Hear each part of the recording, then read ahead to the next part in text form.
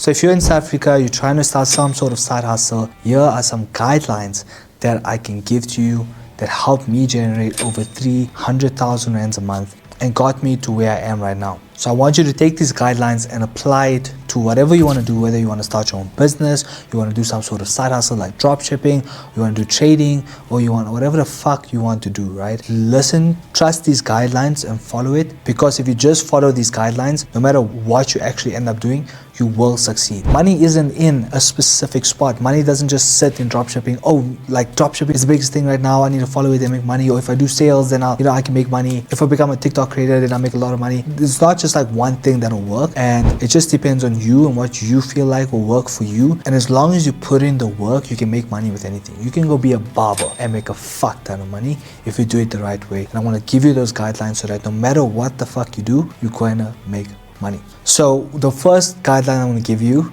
is do a service-based type of business. So when I started trying to make some money online, I actually started making lamps myself. Because it was so difficult to import them, I would go and make them myself. I designed them.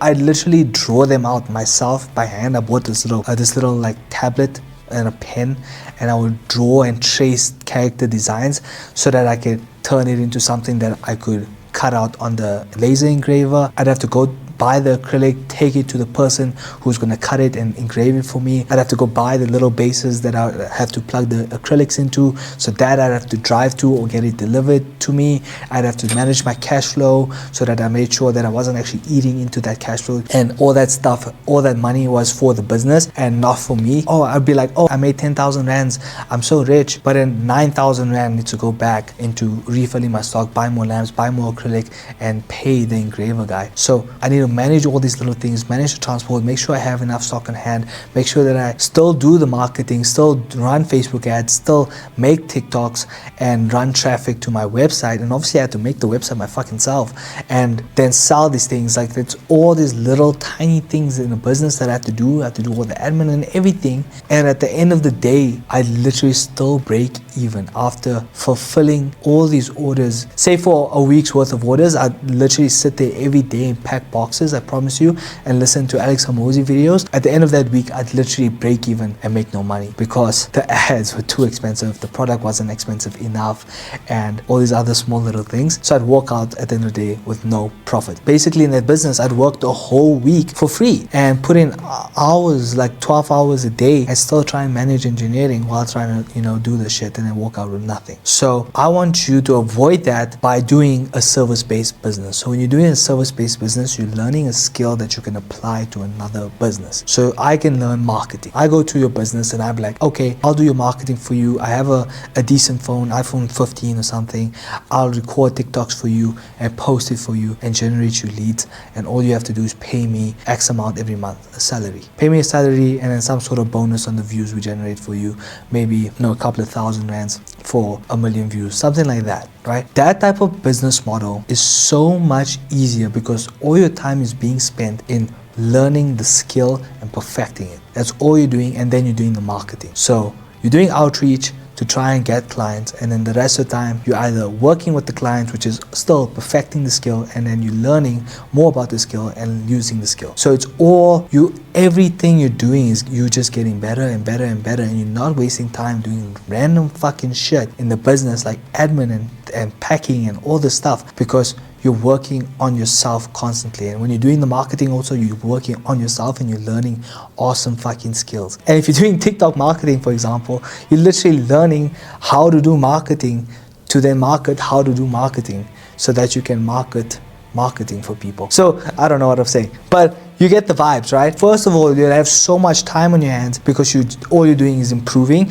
Second of all the money that you're making is pure fucking profit. If I charge you 10,000 rands a month to do your marketing for you, what does it cost me? It costs me my time, and it costs me the money that I spent on learning the skills, which is a once-off cost.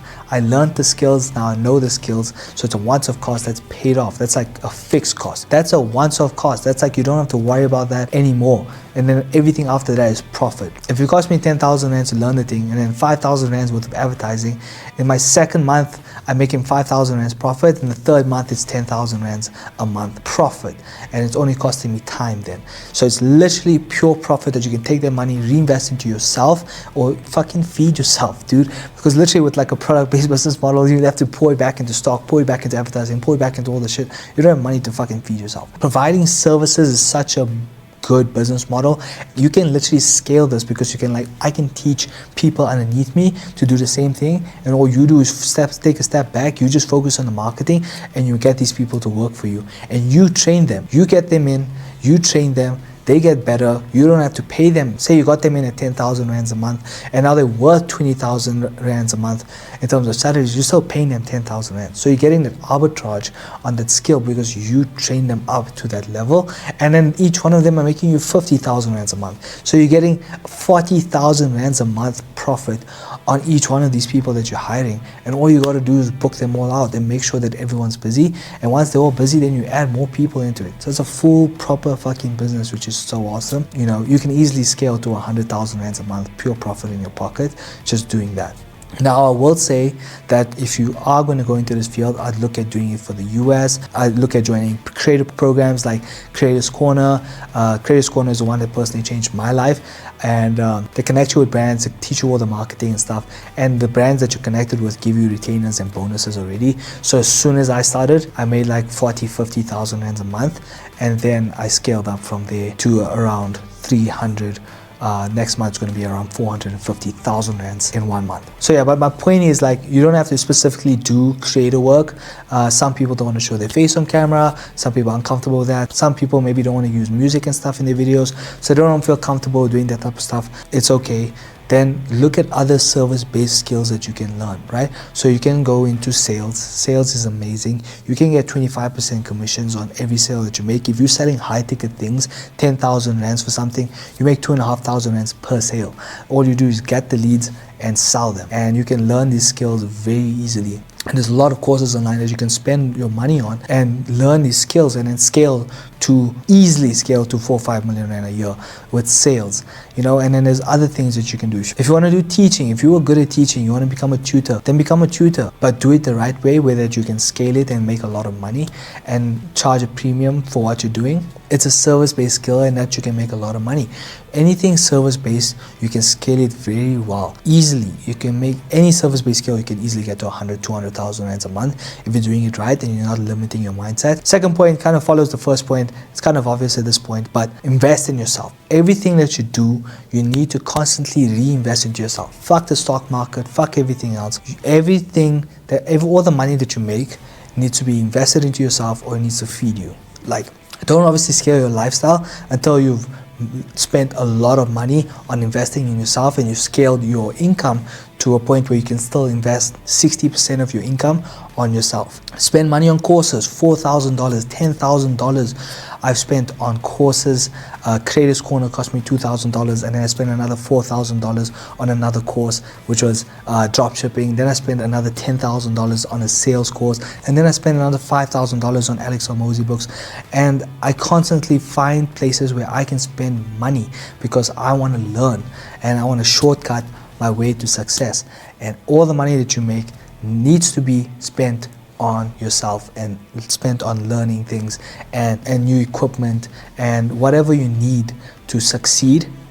That money needs to be spent on that. Fuck the clothes, fuck jewelry, fuck the cars. Spend on your family, spend on fucking food, spend on your rent, and spend on yourself and investing in yourself. My third point, if you want to succeed, you want to succeed in whatever you do, be fucking coachable. People always think that they know everything for some fucking reason. I would give someone advice and they were like, yeah, I know. Well, if you knew, you wouldn't be fucking broke now, would you? Like, come on, bro. Like, you obviously don't know.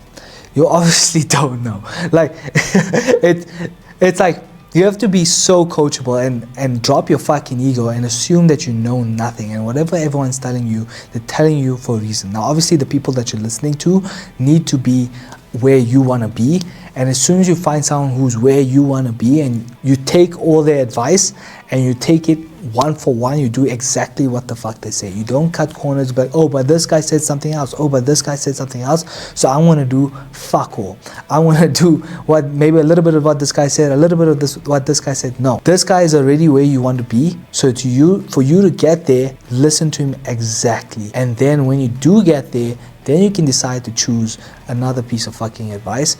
But no matter what you do, you have to listen to this guy first. And that's happened to me so many times where I was like, I think I know better. Like, I obviously for some reason think I know better, where I'm struggling. I was struggling as a creator. I personally was doing creative work. I was struggling for like 6 months, really couldn't find success no matter what I did.